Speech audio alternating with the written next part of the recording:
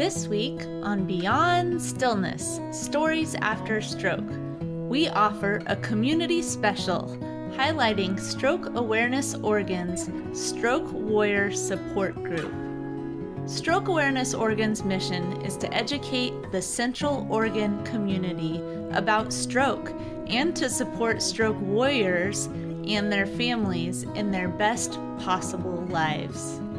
Today, stroke survivors, or warriors as they call themselves, offer reflections on their unique waves through recovery, noting the importance of patience, acceptance, perspective, faith, and community. They share resources and advice for both physical and emotional recovery. Thank you for joining us for the Beyond Stillness Stories After Stroke Community Special, highlighting reflections from Stroke Awareness Oregon's Stroke Warrior Support Group.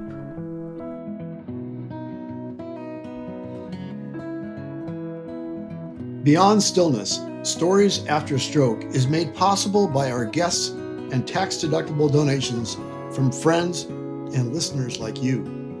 Join us in empowering stroke survivors with stories of wisdom, purpose, connection, and hope at www.beyondstillness.org. Hello and welcome to Beyond Stillness. Stroke offers a powerful, life-changing shift in perspective. Each colorful memory creates a parable for life's greater teachings, a compass for journeys ahead, and inspired wisdom for unique growth. This radio show, Beyond Stillness, offers an hour of pause for storytelling and reflection. Ultimately, Beyond Stillness is a welcoming environment that reveres the moment beyond stroke's paralysis. Still moments unite humanity and divinity. I'm your host, Molly Bucola. Earlier this year, Beyond Stillness Stories After Stroke had an opportunity to facilitate Stroke Awareness Oregon's Stroke Warrior Support Group.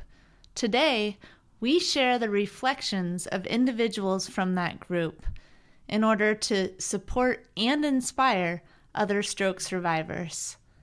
We begin with our reflection.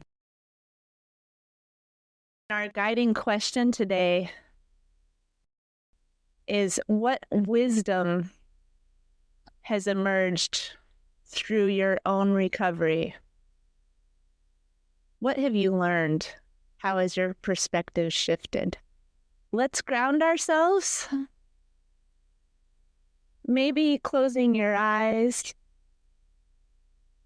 Maybe dropping your shoulders down and back. Elongating your breath. On the inhale and the exhale. And envisioning your head reaching up towards the sky, feeling the air meet your skin,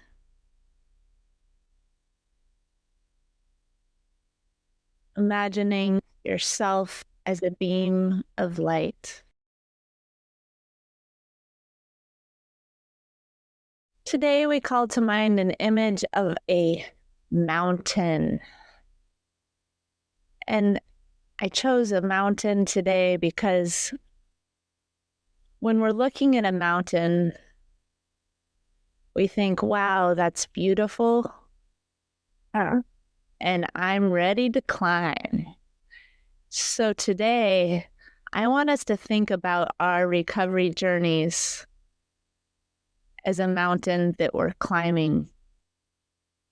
Some days are days that feel arduous, so tough. Other days, we've reached a meadow and we're actually walking through a valley. And we see all the others who are with us. We notice the color of the flowers. We notice the stream. And we look back at those days behind us, those days that may have felt arduous and long and everlasting.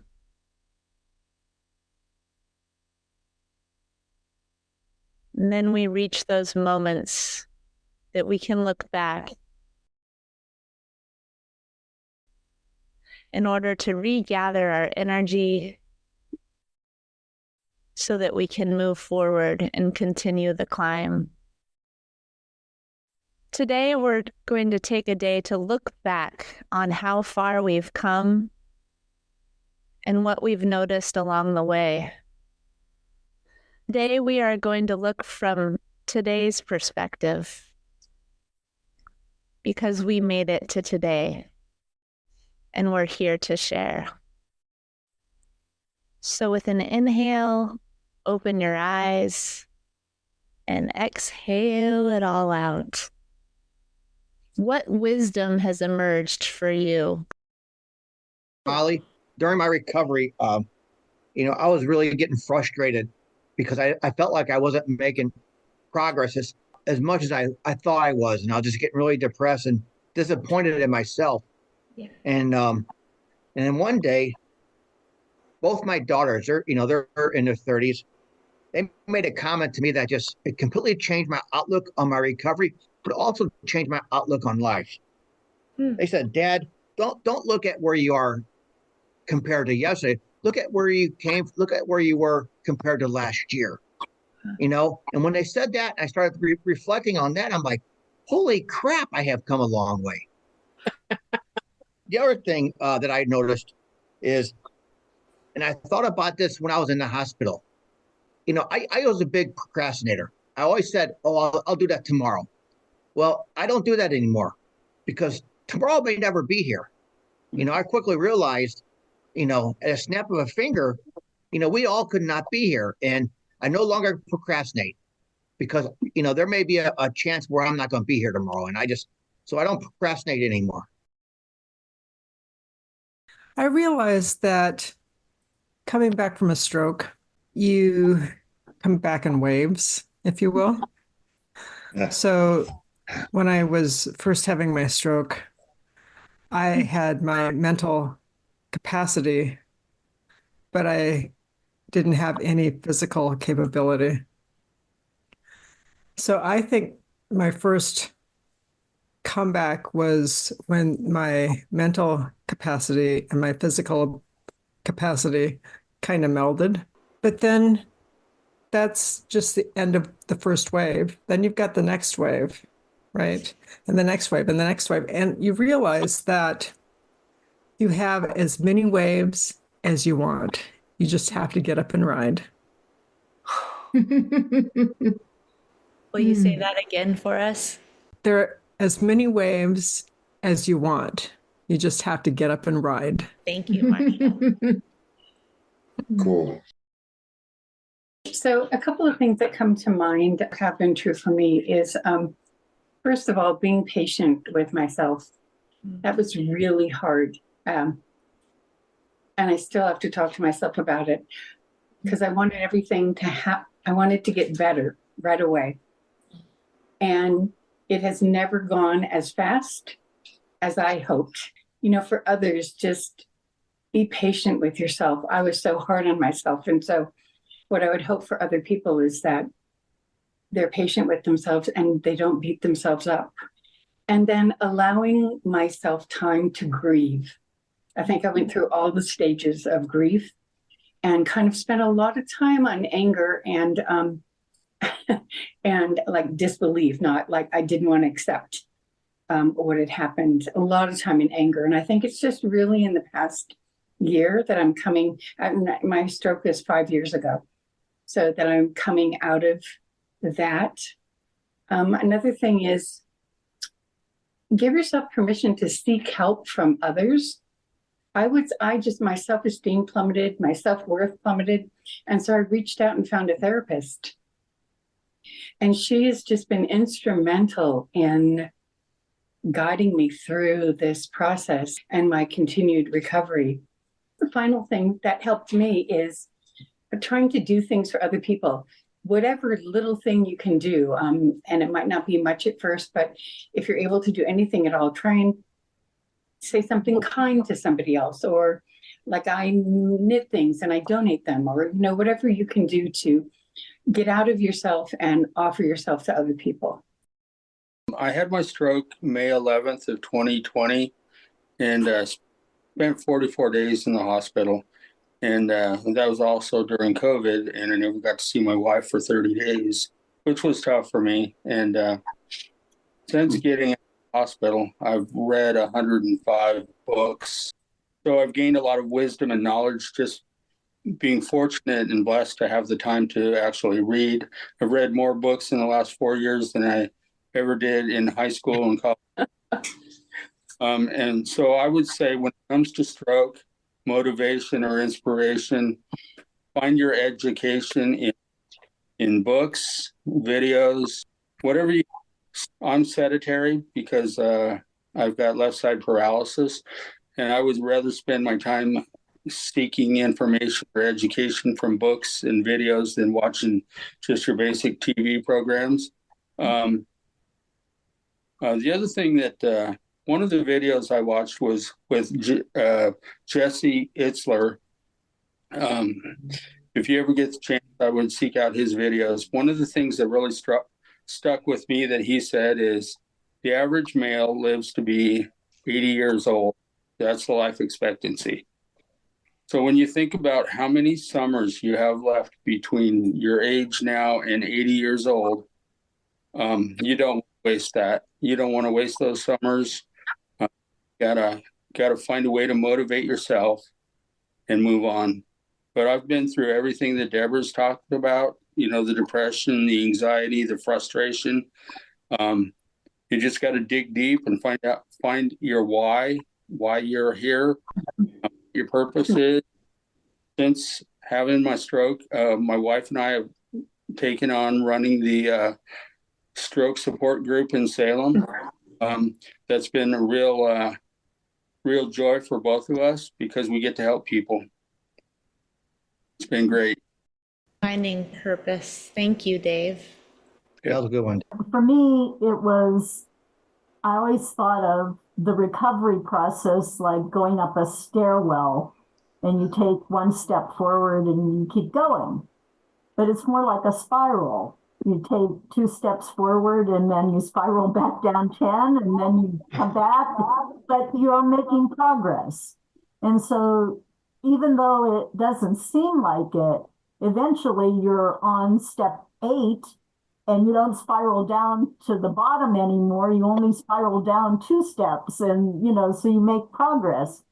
And I had my first stroke in 1999 and my second stroke in 2000. And so it's been a long time for me to be a stroke survivor. But I came back and just wanted to share, you never give up. After last session that we were at, I went to Nashville, Tennessee, drove myself to Nashville and gave an academic paper that I wrote. So, amen. Never give up.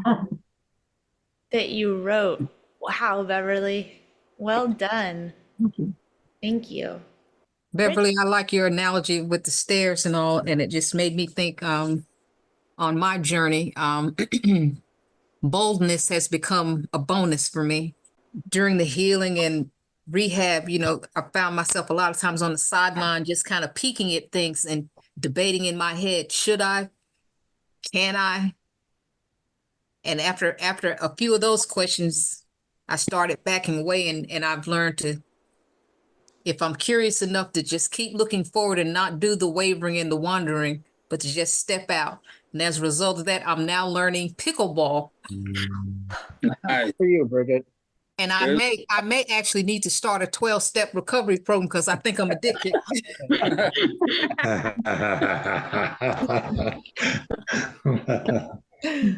Thanks, Bridget. Bold. I like it. Bold. Yeah. Bold is a bonus. Mm. Pickleball Anonymous group, right, Bridget? Absolutely. A friend just gave me a shirt over the weekend that said pickleball is my retirement plan. We'll see how that works out paying the bills.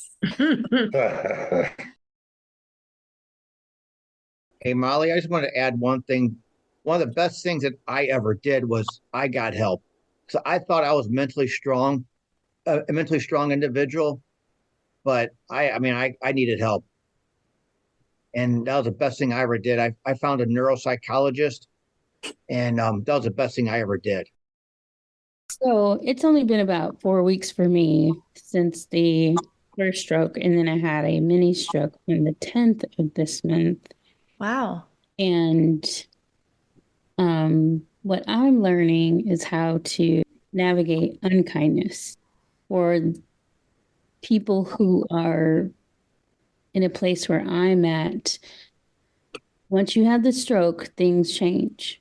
Relationships will change, friendships will change, things change. My husband has completely abandoned me. I'm literally like on my own, trying to figure this out now on my own with a broken healthcare system. So many people and, processes not working in my favor. And it could be quite frustrating. I had such a bad day on Monday that I ended up having to call the suicide line because I was just completely hysterical and I could not contain it. So I needed to talk to someone at like 3, 4 o'clock in the morning. So I just want to share for people that are at the beginning stages, just expect things to change. Try your best to have patience and give people grace. I'm a Christian, so I'm literally clinging to Jesus right now. You literally have to fight and advocate for yourself. But one valuable thing is, having this support group and being able to talk to people who have not gone through it do not understand. I mean, some of the things I hear from people who are supposed to love me, and they say, well, you don't look like you have a stroke. How I present is not necessarily what's happening with me. I am no longer independent. I have deficits that you cannot see, with the exception of me needing to use a walker to get around. I had to find that out quickly. However, one thing that has worked in my favor is my first stroke warriors group was, I think, 2 weeks ago.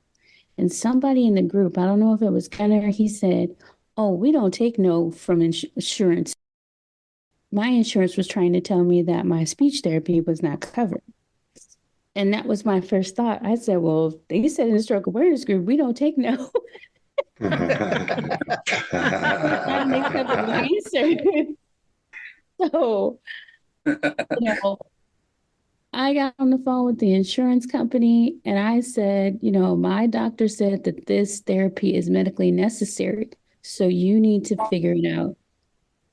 And I advocated for myself because of the advice that I received in this group.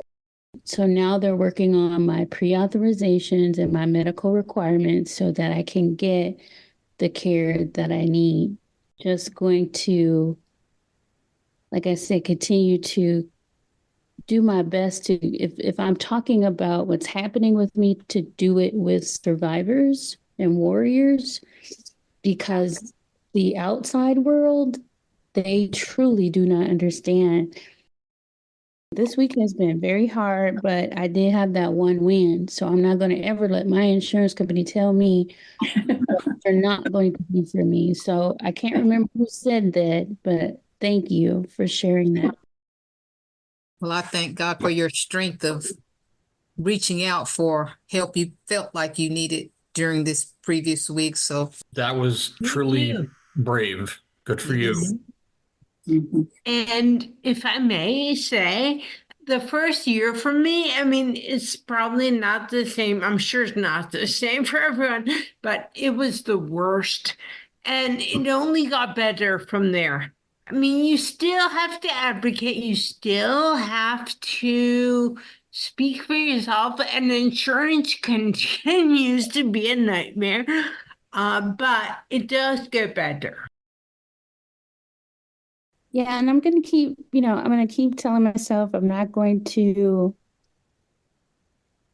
hold resentment, bitterness, anger. That's just not who I am as a person, but emotional things have, it's been traumatic. It has been a traumatic 4 weeks, and how quickly your life can change. Yeah.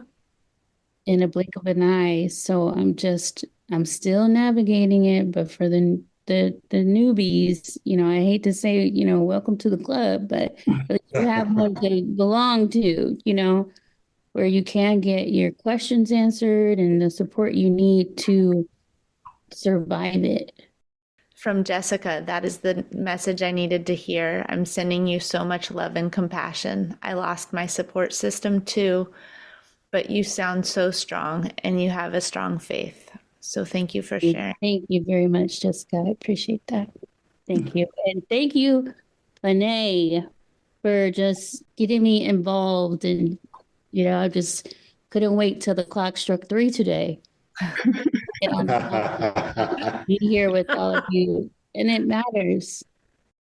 Yeah, this was out of all the meetings I've ever been to, Molly, this is one of the best ones. Oh, Arnie, it's because of all of you. You're all sharing. Thank you. And Karen, did you have your hand up? Yes, I did, Molly. I wondered if Voncel would share her address with you or with some way. I'd love to send her a card and maybe notes. And Voncel, you have a future. I don't know what you look like, just this lovely little lady, but you are like God's warrior giant. My goodness. Thank you. So pleased to meet you over the so Zoom positive call. for this And just you're not alone. happening to you. You're not alone at all.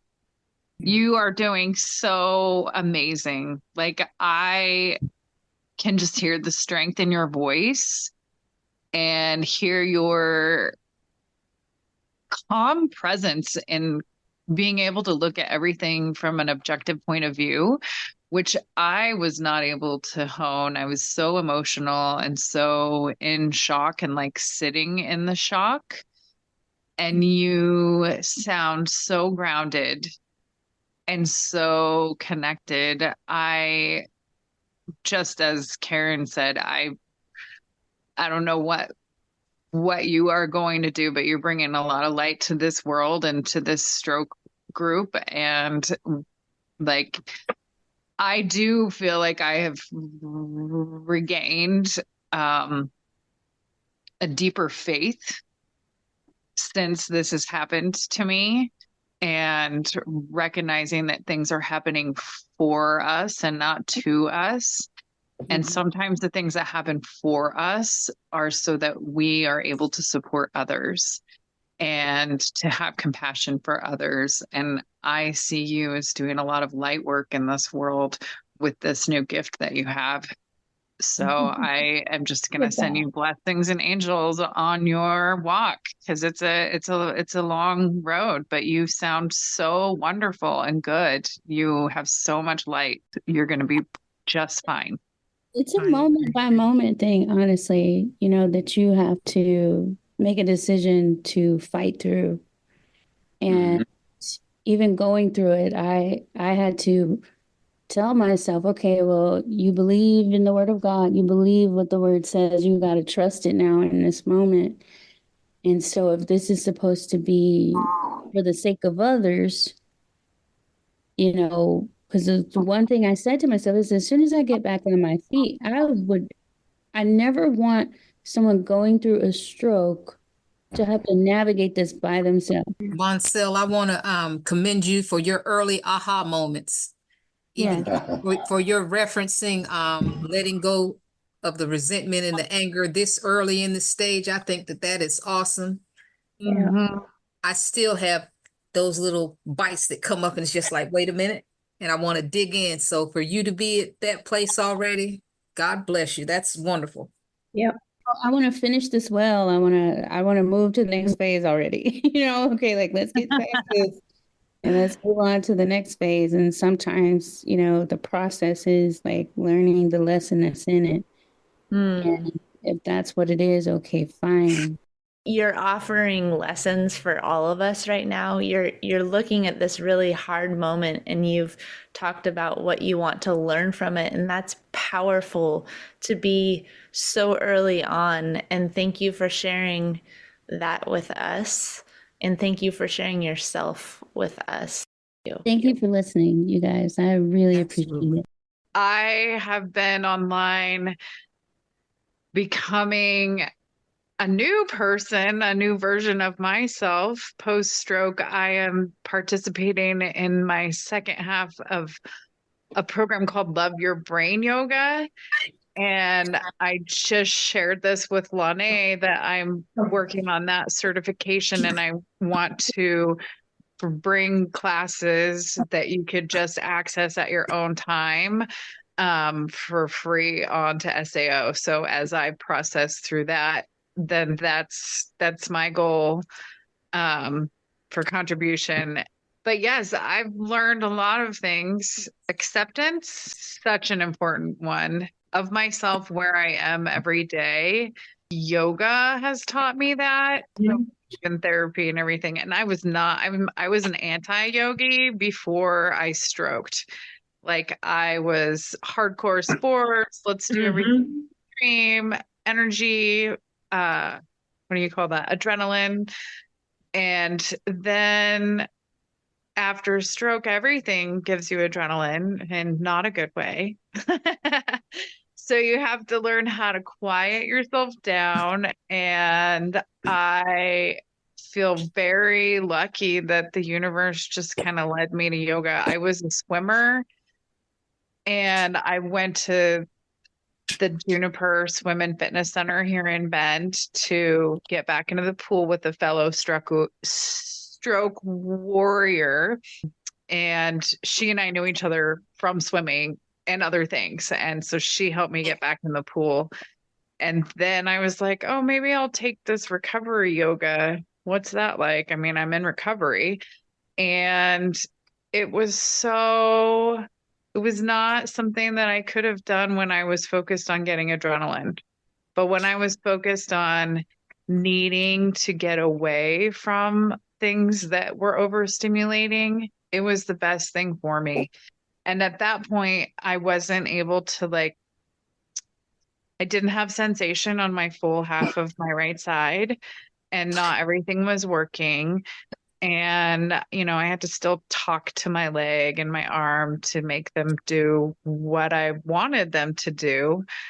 And yoga, that stillness and that just being present in your body and walking through meditations. And if you've never heard of yoga nidra, I highly recommend it. It's like yoga for the sleep. You can just Google these and listen to these meditations and that stuff online. But it's been really helpful. And I am so excited to be in my second part of certification for the Love Your Brain yoga training. Because it is a safe community, like this community. And you're with people that understand what it's like, oh, here's how I was before, and now here I am now. But this is how I was when I first had a stroke, and this is a year afterwards. I think it's kind of fun with these cell phones these days where they pop up these memories and you see pictures. Like I just saw a picture of me 2 years ago, and I was fairly freshly stroked. And I was just I wasn't driving legally at that time. And took a picture of myself at the river because I was so happy that I'd gotten there. But I see that now, and I can reflect on where I was and be so happy for where I am now, even though it's nowhere near where I was before. And my process at this time, this is 3 years. I'm working on understanding to be happy with where I am moving towards and not make it a race. Yeah. Deborah, I came on right when you were talking and you just lit up my heart. You just really made me feel heard and understood. I'm really glad to be here. For me, it was really important, and I'm still working on it, but to not dwell on what I used to be able to do and to think of my life now as a new beginning. And what can I do now in this phase of my life? And kind of challenge myself that way. Absolutely. Great. Well said, Deborah. Deborah. So much to say, but I'll try and keep it short. First, thank you everyone for sharing. So great just to sit back and listen to everybody. Jessica is like looking in a mirror. Can't find you, but are you there? Oh, there you are. I mean, my life seems so similar, but so much of what you said I resonated with. And Marcia and Deborah, both of you guys, everything you said was so just really affected me. So quickly, I live my life according to what I call my 4 Ps. Not sure if I've said them, but they are patience, positivity, persistence, and perception or perspective. And I feel like this group probably understands what they all mean. But before my stroke, I probably didn't have any of those in my life. Oh, and also just quickly, we are all unique, so we should never compare ourselves, even to our old selves, but to other people as well. That's it.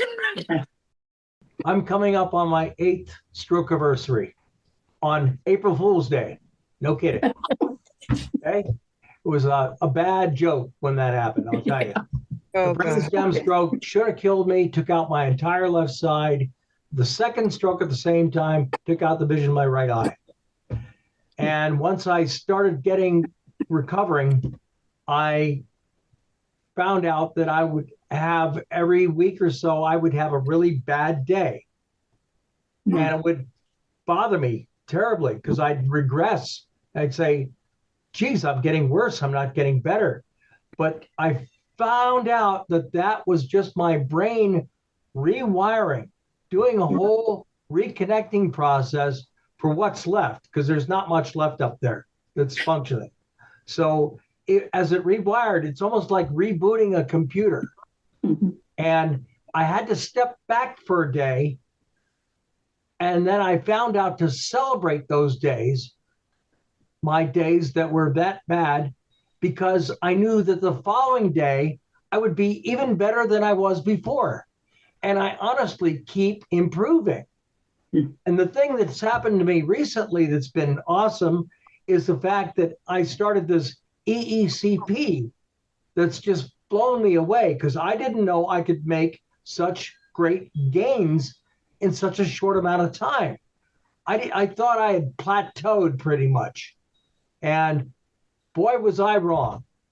I mean, I'm also a type 2 diabetic, and I have peripheral neuropathy in my feet, and that has decreased by about 50%. My insulin usage has decreased by 50%. I'm more aware, more awake. I'm less dizzy. The one thing I always hoped would happen was to be less dizzy. And I am less dizzy since I started this external enhanced compression, whatever it is, ECP, okay? It really has worked for me. Don't ever give up. Just keep pushing. Gunnar, what was that acronym again, please? EECP. Thank you. It's a external enhanced counter pulsation. don't stop trying to find something that's going to help you.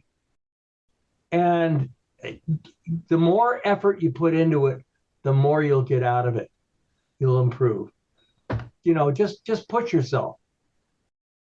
I just wanted to comment that one of the grand things of this group or stroke group meetings in general is that everybody brings little tidbits that's worked for them. I mean, Gutter's explained his experience. Other people have explained the things that they've run into. Another group, I was discussing having issues with a ongoing pain issue, and the guy recommended CBD ointment, which I had kind of always just rolled my eyes. Well, okay, darn it, it's really helping. So just, we have what, 20 people here, all throwing spaghetti at the wall, and everybody can come back with what either did or didn't work. But if we were all trying to search out these different alternatives on our own, yeah, I don't think most of us are going to be around that long. So it expedites the process of expanding our horizons. So I just always relish the fact that we get to hear what's working for other people. Molly, amazing meeting. Thank you so much. Thank you. Thank you, everyone, for sharing, for attending, for being here. It's really powerful to share in this way. Thank you. Thank you, Molly. Thanks, Molly. Thanks, Molly. Everyone. Bye. Thanks, Molly. And now we take a moment of pause to reflect upon the communal sharing we heard from Stroke Awareness Oregon's Stroke Warrior Group. We offer thanks for the vulnerability, the celebration, the understanding, compassion, camaraderie, and tools shared. We give thanks for unique voices,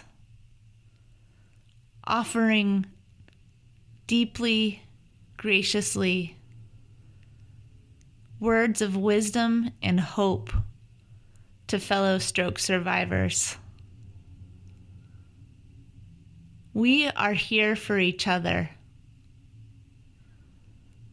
We offer a hand of hope, compassion, understanding, and we give thanks.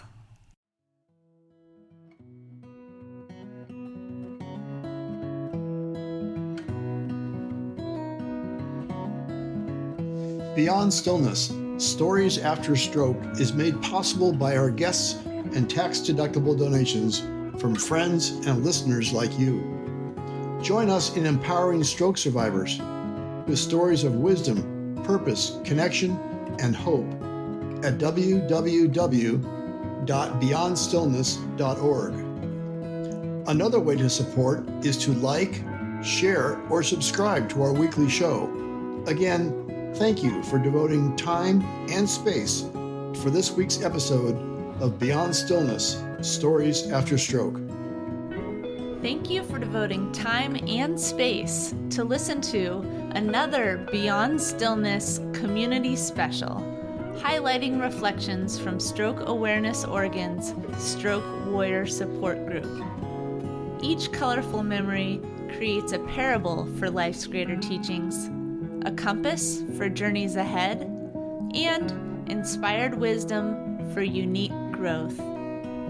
In this community special of Beyond Stillness, Stroke Awareness Oregon's Warrior Support Group offered their reflections on patience, acceptance, perspective, faith, and community, while sharing resources and advice for both physical and emotional recovery.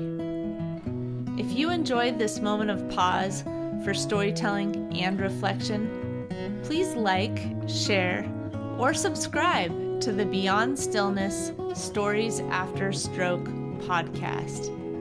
Again, thanks for listening, and remember, as part of the stroke community, you are more than supportive. You are inspirational. If you are part of the stroke community and have a story you'd like to share on the show, please contact us. Email molly@beyondstillness.org.